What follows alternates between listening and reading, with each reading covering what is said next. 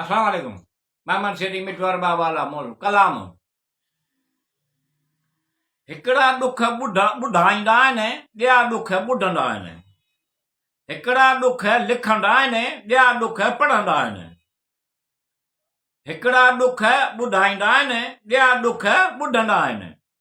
हिकड़ा दुख लिखंदा आहिनि, ॿिया दुख पढ़ंदा आहिनि। तक़रीबन हर इंसान खे दुख जो तजुर्बो हूंदो आहे। तक़रीबन हर इंसान खे दुख जो तजुर्बो हूंदो आहे। हिकड़ा दुख महसूस कोन कंदा आहिनि, ॿिया दुख महसूस कंदा आहिनि। हिकड़ा दुख ॿुधाईंदा आहिनि, ॿिया दुख ॿुधंदा आहिनि। हिकड़ा दुख लिखंदा आहिनि, ॿिया दुख पढ़ंदा आहिनि। ख़बर नाहे जेको बेलोस मोहबत करे थो, ख़बर नाहे जेको बेलोस मोहबत करे थो, हिकड़ा उनजे हिस्से में तकलीफ़ूं ॾींदा आहिनि, ॿिया उनखे घणा दुख ॾींदा आहिनि।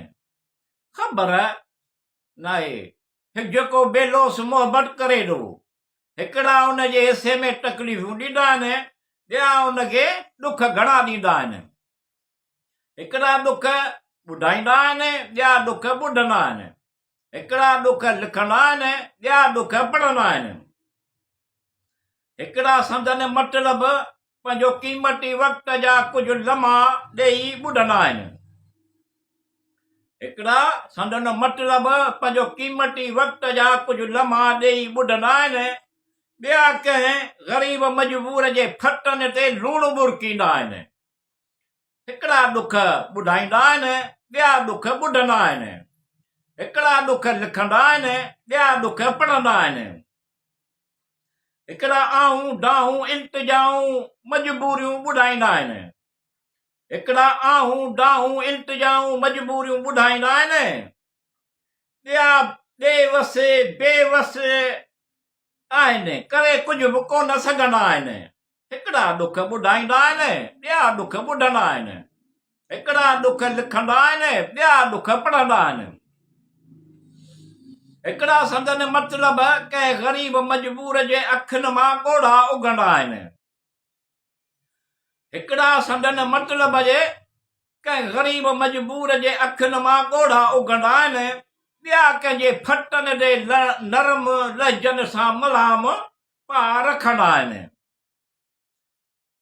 हिकड़ा संदन मतिलब कंहिं ग़रीब मजबूर जे अखियुनि मां ॻोढ़ा उगंदा आहिनि। ॿिया संदन मतिलब कंहिंजे फटनि ते नरम लहजनि सां मल्हाम पा रखंदा आहिनि। हिकड़ा दुख ॿुधाईंदा आहिनि, ॿिया दुख ॿुधंदा आहिनि। हिकड़ा दुख लिखंदा आहिनि, ॿिया दुख पढ़ंदा आहिनि। अॼुकल्ह असीं ख़ुशि हुजूं या उदास, कंहिं ते फ़र्क़ु कोन थो पए। अॼुकल्ह असीं ख़ुशि हुजूं या उदास, कंहिं ते फ़र्क़ु कोन थो पए। हिकड़ा हूं हा पिया कंदा आहिनि, हिकड़ा हूं हा पिया कंदा आहिनि। ॿिया मिठू ठला सखणा दिलासा पिया ॾींदा आहिनि। हिकड़ा दुख ॿुधाईंदा आहिनि, ॿिया दुख ॿुधंदा आहिनि। हिकड़ा दुख लिखंदा आहिनि, ॿिया दुख पढ़ंदा आहिनि।